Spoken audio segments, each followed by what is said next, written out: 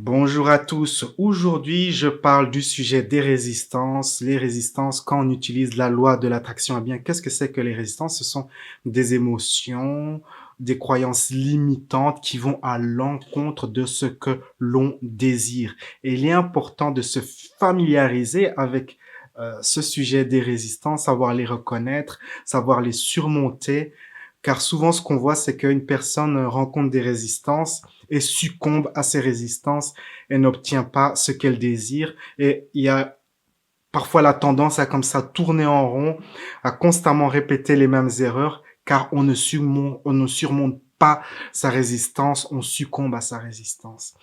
Donc, l'un des types de résistance les plus fréquents, j'appelle cela une contre-intention, c'est-à-dire quelque chose qui va à l'encontre de votre intention, et cela peut être une croyance négative que vous avez. Elle peut se manifester dans un premier temps comme une émotion de malaise, de l'anxiété ou de la peur. Et donc, si vous utilisez par exemple la visualisation ou si vous écrivez des affirmations, vous allez ressentir ce malaise, cette peur, et puis vous allez douter, vous dire que, voilà, peut-être que c'est pas ce que je veux, ou peut-être je dois changer de projet. Mais non, c'est juste que vous avez une résistance, et il faut continuer malgré cela jusque quand la résistance se dissipe, se dissout. Et en général, quand on a des résistances comme ça en début qui sont émotionnelles, il faut simplement continuer et elles vont partir d'eux-mêmes, ou vous pouvez vous asseoir et lâcher prise, vraiment faire des exercices de lâcher prise sur ces émotions négatives. Donc ça, c'est l'un des types des résistances les plus fréquents, les contre-intentions. Au début, quand vous avez un nouveau projet, vous allez commencer à utiliser des techniques et peut-être que votre projet n'est pas bon. Et donc, dans les premiers jours encore, c'est pas trop une résistance que vous ressentez, c'est que votre projet est mal défini. Et donc, dans cette période initiale, redéfinissez votre projet, affirmez-le de manière verbale, à voix haute, de façon à ce que vous vous sentez bien quand vous dites, waouh, je me permets d'avoir ceci ou je me permets d'être cela. Est-ce que vous vous sentez bien? Si oui, cela signifie que c'est un bon projet. Et par la suite, quand vous continuez avec des affirmations, de la visualisation, et que vous vous sentez mal par la suite, après 1 ou 2 semaines, 3 semaines, 1 mois, 2 mois, eh bien là, il s'agit d'une contre-intention, une contre-intention émotionnelle, des émotions négatives. Et au lieu de trop remuer comme ça pour trouver les origines exactes de ces émotions, il faut simplement leur donner un nom pour les identifier, soyez spontané et faites des exercices de lâcher prise pour vous libérer de cela.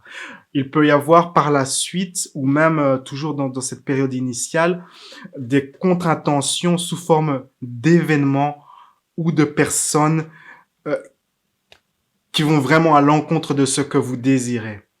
Je me souviens de ce jeune homme qui voulait attirer, manifester avec la loi de l'attraction une nouvelle copine, et l'un des critères, c'est qu'elle soit belle, jolie, etc. Et ce qu'il a attiré, il a attiré une fille qu'il estime être laide. Donc, il avait cette contre-intention et il doit lâcher prise sur sa contre-intention et pas partir du principe que waouh, j'ai utilisé la loi de l'attraction pendant des semaines et ça marche pas. Non, ça marche très bien, il a simplement une contre-intention.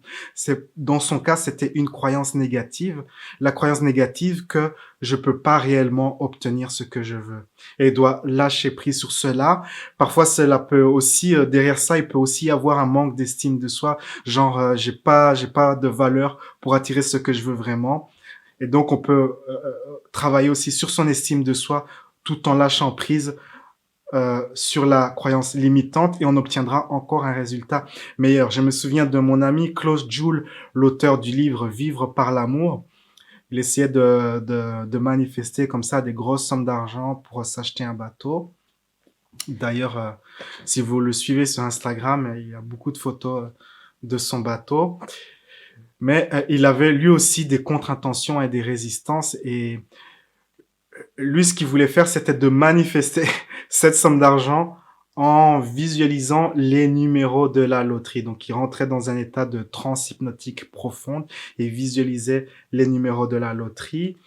Et à un moment, au début, ça marchait bien, mais plus les sommes étaient comme ça, plus il gagnait de l'argent et plus cela devenait flou. Plus il se rapprochait de la richesse et de l'abondance financière et plus cela devenait flou, les nombres devenaient flous et il avait des difficultés à identifier les nombres.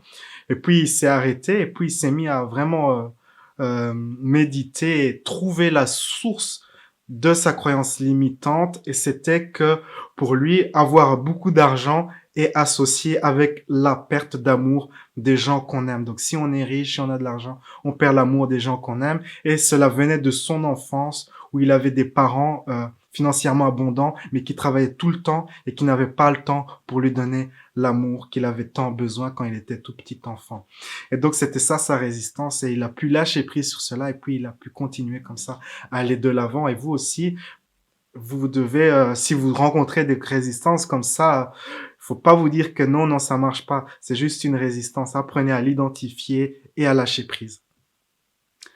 Un autre type de résistance qui peut parfois apparaître, pas toujours, hein, ne partez pas du principe qu'il y aura toujours comme ça des résistances et que toutes les résistances que j'ai citées vont apparaître. Parfois, il y a aucune résistance, vous pouvez imaginer quelque chose, un peu lâcher prise sur votre négativité et très vite avoir ce que vous désirez. Il y a ce phénomène que j'appelle les signes de pré-manifestation, c'est-à-dire des signes qui indiquent que vous êtes dans la bonne direction. Et c'est souvent vous allez attirer quelque chose qui ressemble très fort, genre à 80% de ce que vous désirez. Parfois, certaines personnes ont tendance à penser que c'est ça qu'ils voulaient et se dire, OK, mais il y a 20% qui manquent, mais OK, j'accepte quand même d'avoir moins bien. Eh bien, c'est une croyance négative, c'est une résistance, cette idée que on peut avoir moins bien, qu'on peut pas réellement avoir à 100% ce que l'on désire. Et là, c'est un signe qui vous dit qu'il faut continuer à lâcher prise.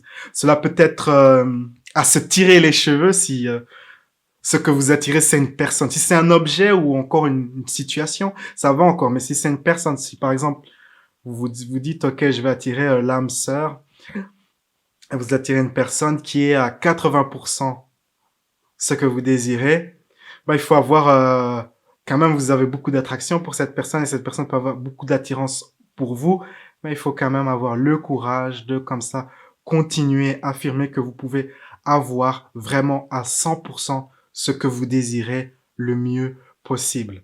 Et continuer, lâcher prise. Et c'est souvent, si c'est une personne et que vous décidez de continuer, donc de ne pas vous engager auprès de cette personne, souvent cette personne, il y aura pas de trop de conséquences négatives. Ce sera pas la fin du monde pour cette personne. Elle va vous oublier très vite ou même cette personne de son côté, vous n'êtes pas la personne idéale non plus. Donc il y aura pas trop de répercussions négatives.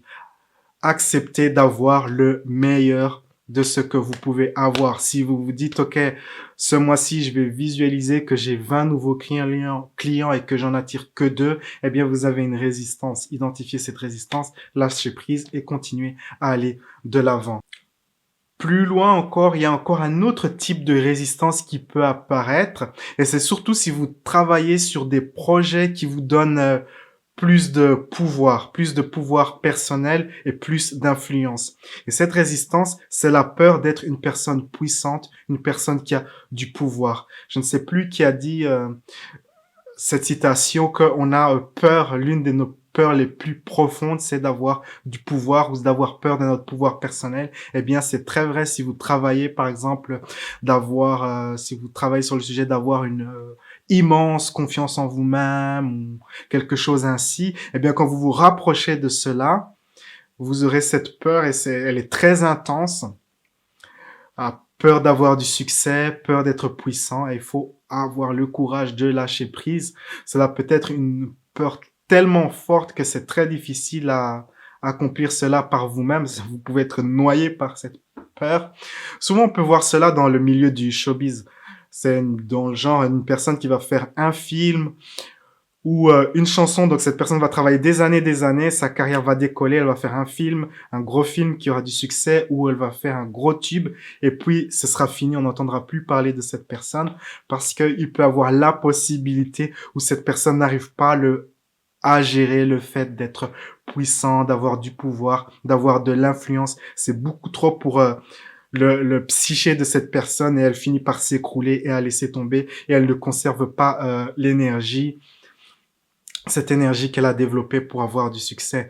Quand vous développez quelque chose, il faut toujours garder cette énergie en fait. Et souvent, l'un des effets pervers des résistances, c'est qu'on perd cette énergie. Et donc, ce qu'on a, c'est on a un boost temporaire dans sa vie.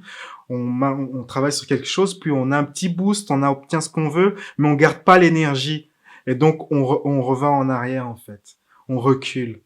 Donc l'idée, c'est de ne pas laisser tomber en fait et de continuer, de continuer. Il y a un bel exemple, c'est l'exemple de ce gars euh, qui utilise la loi de l'attraction pour améliorer sa santé, mais il ne l'a pas laissé tomber, il n'a jamais laissé tomber. Quand il a commencé, je pense qu'il avait une quarantaine d'années, maintenant il a 64 ans et il est en meilleure santé maintenant que quand il avait la quarantaine. Par exemple, quand il avait la quarantaine, il portait des lunettes et puis sa vision s'est améliorée. Et puis, il est arrivé à un point où il ne devait plus porter des lunettes. Quand il avait la quarantaine, il avait des difficultés à faire du sprint. Et maintenant, il peut facilement faire du sprint, or qu'il a 64 ans, il porte plus de lunettes, et il a ses capacités athlétiques qui sont améliorées. Parce qu'il n'a pas laissé tomber. Jour après jour, il continue comme ça avec son intention de constamment améliorer sa santé. Et ça, c'est le plus grand cadeau que vous pouvez vous faire à vous-même. Surtout si vous voulez manifester quelque chose comme ça en vous, un trait de personnalité, une qualité, c'est de la cultiver comme ça, année après année. Et comme ça, elle augmente, elle augmente, elle augmente. Et vous arrivez à des niveaux très puissants, très profonds de cette qualité. Je connais un gars, c'est lui aussi, il était élève en fait avec moi de Klaus Joule il y a 10 ans. Et Klaus Joule enseigne en fait d'irradier de l'amour, qu'on peut obtenir ce qu'on veut en irradiant de l'amour. L'une des techniques de manifestation de Klaus Joule, c'est de visualiser ce que vous désirez, comme ça vous imaginez cela dans un cadre et vous envoyez de l'amour à cela. Et cette énergie positive, cet amour va faire en sorte, va aider la manifestation. C'est l'une de ces techniques de loi de l'attraction. Et donc, ce gars-là, il a continué à développer les techniques de Klaus Joule année après année. Et maintenant, il a atteint un niveau très, très fort car il a constamment amélioré sa technique. Et c'est ça aussi, l'une des choses que je vous invite à faire, c'est de choisir un enseignement, une école de pensée, une série de techniques qui vous convient et vraiment de continuer, persévérer avec cette technique. Parce que si vous faites cela, vous allez atteindre des niveaux vraiment très forts, très avancés, très puissants qu'il n'aurait été pas possible autrement si vous êtes l'une de ces personnes qui un jour étudie les enseignements d'un tel et puis un mois vous étudiez les enseignements d'une autre personne et vous changez constamment. Dans ce cas, vous ne développez pas d'expertise et vous ne développez pas un savoir profond de tel ou tel savoir. Donc voilà, je conclus ma vidéo sur les résistances. L'idée, c'est de ne pas abandonner, continuer, continuer jusque quand vous avez obtenu vraiment à 100% ce que vous désirez et apprenez à lâcher prise sur vos résistances. Sur ces belles paroles, la vie est un voyage. Appréciez la balade. Ciao, ciao.